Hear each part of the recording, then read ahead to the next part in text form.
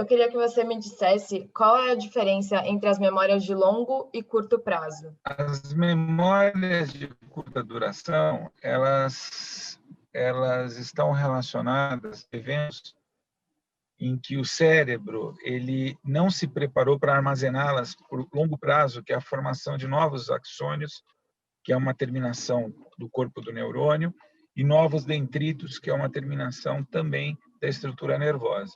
O que acontece é que quando você tem uma memória de curta duração, você ativa mediadores neuroquímicos, tá? Agudos, que vão atuar no aumento de sinapses entre os neurônios, tá? Então, por exemplo, a memória é armazenada num local chamado hipocampo, que fica no lobo temporal. Esse hipocampo, nos humanos, ele tem a forma de um cavalo marinho, fica no lobo temporal, e ele tem mediadores químicos e tem neurônios específicos que estão relacionados ao armazenamento de informações através de estruturas moleculares e substâncias químicas que vão proporcionar o armazenamento da memória. A memória de longa duração já é um processo mais estruturado que, através de experiências vividas, você desenvolveu, durante essas experiências vividas, novos dendritos e novas terminações nervosas. E não é só um fenômeno neuroquímico, mas é um fenômeno estrutural também. E esse fenômeno estrutural, ele está relacionado ao potencial da pessoa poder guardar informações. Então, o Eric Kandel, que ganhou o prêmio Nobel, ele estudou a memória. Ele tem um artigo em busca da memória que ele explica muito bem a diferença entre memória de curta duração e memória de longa duração.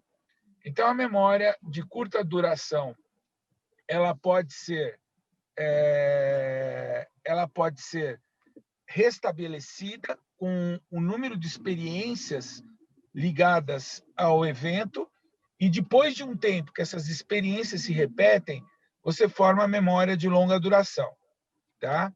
Então, é interessante que é muito bonita toda essa estrutura do hipocampo de memória, e sempre lembrando que a memória está ligada a um efeito emocional, afetivo. Então, dependendo da experiência que você teve, essa sua memória pode ter uma correlação negativa ou positiva com liberação de fenômenos reativos à lembrança do fato. Por exemplo, lembrar da morte da mãe, lembrar do trauma de término com o namorado. Isso pode dar uma série de efeitos autonômicos na pessoa, que vão desde uma tensão, de uma bradicardia, de um quadro específico emocional, acompanhado de um quadro autonômico. É isso que estou falando para você, que é uma taquicardia, uma midríase, que é a dilatação da pupila, uma série outra de fatos que concorrem para um aumento de pressão, de respiração mais rápida. Então, o sistema nervoso central tem uma série de conexões, e essas conexões podem estar ligadas às estruturas da memória também. O armazenamento de fato das informações, como funciona isso? O armazenamento é através de fenômenos elétricos que vão fazer com que, no final das terminações nervosas, haja liberação de mediadores químicos, que significam a tradução de um efeito da memória, tá? Então, na verdade, você tem terminações elétricas e químicas que compõem o aparato efetivo. Então, tudo que você tem no sistema nervoso se resume a manifestações elétricas e neuroquímicas, entre elas a memória. E existe uma diferença na formação da memória e na consolidação dela. Você consegue descrever essa diferença? Então, a consolidação ela é proporcionada pela formação estrutural de terminações nervosas novas, de dendritos e axônios, diferente da memória de curta duração, que é mais um fenômeno neuroquímico, né? Assim, obviamente, né? A memória é algo fundamental para a gente, não tem como a gente existir sem a memória. E eu queria saber, em relação à tecnologia, se você acha que a tecnologia entra em combate com a nossa memória ou se ela serve como um auxílio para a nossa memória. Depende da tecnologia, tá? Então, a gente fala muito de jogos de videogame, ao contrário, eles ajudam a você elaborar uma função da memória com as suas funções motoras, visuais, cognitivas. Outros jogos que você faz, você desenvolve a potencialidade dessa memória, tá? Então, eu acho que a tecnologia hoje ajuda o jovem, principalmente quando você tem aulas audiovisuais, você consegue estabelecer uma conexão de memória melhor para o hipocampo quando você tem uma visibilização e uma audição, mais do que aquelas aulas repetitivas. Quanto mais você ilustra um programa de televisão, você compete para que haja imagens e audição, a sua memória se estabelece de uma maneira muito mais eficaz. Essa questão, estava vendo um artigo, essa questão das multitelas, assim, que ajudam a gente ter mais esquecimento, né? Porque a gente falta atenção em relação a eu estar no celular, eu estar na TV, eu estar no computador, tudo isso mistura muita informação e faz com que eu esqueça mais as coisas. Os fatores de distração, eles fazem com que você perca a intensificação da resposta ao estímulo que você está recebendo, essa resposta, o armazenamento da memória, armazenamento das informações através de mediadores neuroquímicos. Então, quando você tem múltiplos estímulos, você tem um problema de armazenamento quando você tem um input de informações várias ao mesmo tempo, entendeu? Sim.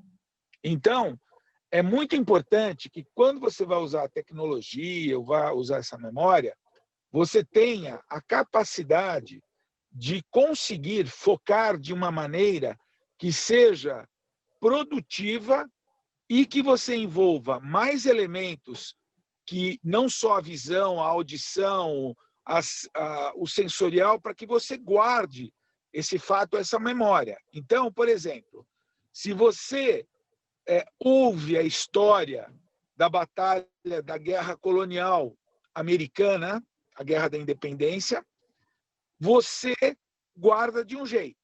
Se você assiste um filme e ouve a mesma história, então você ouve e vê um filme sobre a guerra da independência dos Estados Unidos, é um exemplo.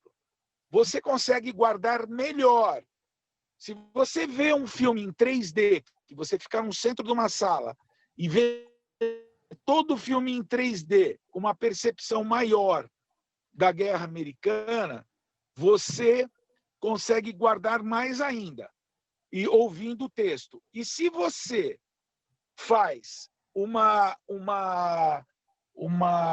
peça de teatro que você participa como ator, ouvindo a história, participando, decorando frases, estudando o texto e participa, você guarda mais ainda, entendeu? Então, conforme o grau de estímulo que você tem uma fixação melhor da memória do que outros que não intensificam tanto. Então, por isso que hoje a metodologia didática te faz com que você lance mão de cor, audição, vídeo. Tudo isso é importante na didática, na pedagogia, para que você aumente o aprendizado e você aumente a fixação de informações. Então, só para eu esclarecer, o nosso esquecimento, ele está muito ligado, então, ao nosso foco, à nossa atenção? O esquecimento está ligado a alguns fatores. Por exemplo, a idade. A idade leva a uma atrofia do cérebro córtico-subcortical e a falta de exercício do cérebro com ativação do cérebro para desafios acadêmicos, desafios intelectuais, faz com que você perca a capacidade com o tempo de armazenar e de ligar os pontos armazenados entre si. A outra coisa é a idade, a atrofia. A outra coisa são drogas que levam a uma degeneração do cérebro. Então, por exemplo, o pessoal fala que a maconha relaxa. A maconha e o álcool, na verdade, levam a longo prazo a uma atrofia córtico-subcortical com hipotrofia do hipocampo. Assim como as doenças degenerativas, como Alzheimer, como a demência de múltiplos infartos, como a demência senil, várias outras.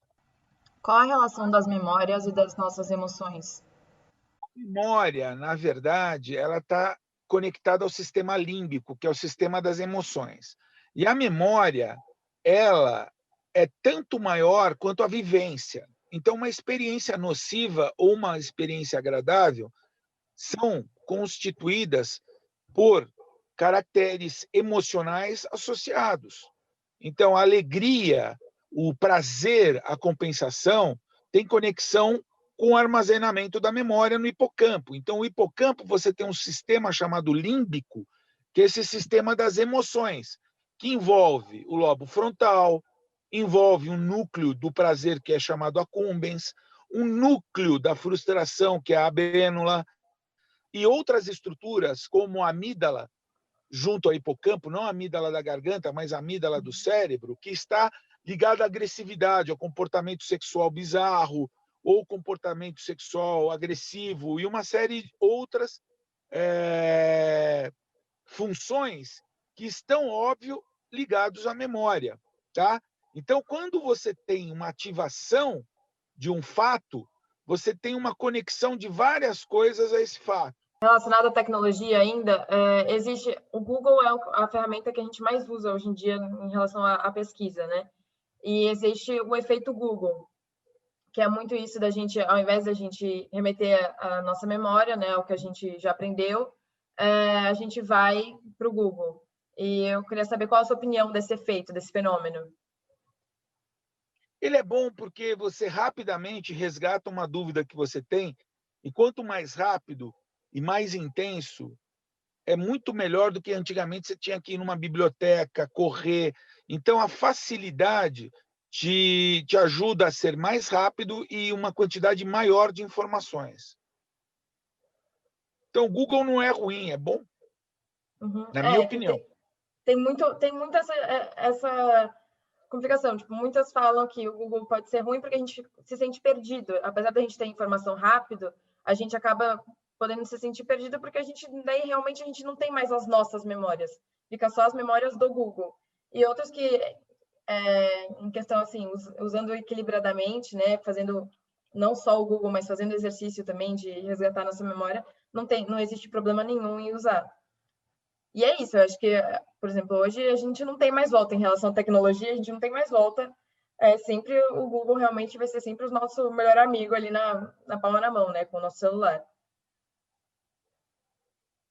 Eu acho que o Google é uma ferramenta importante e, como qualquer ferramenta, tem que ser usada na hora certa. Mas ele ajuda a fixar a memória, com certeza, por causa da informação que você busca rapidamente.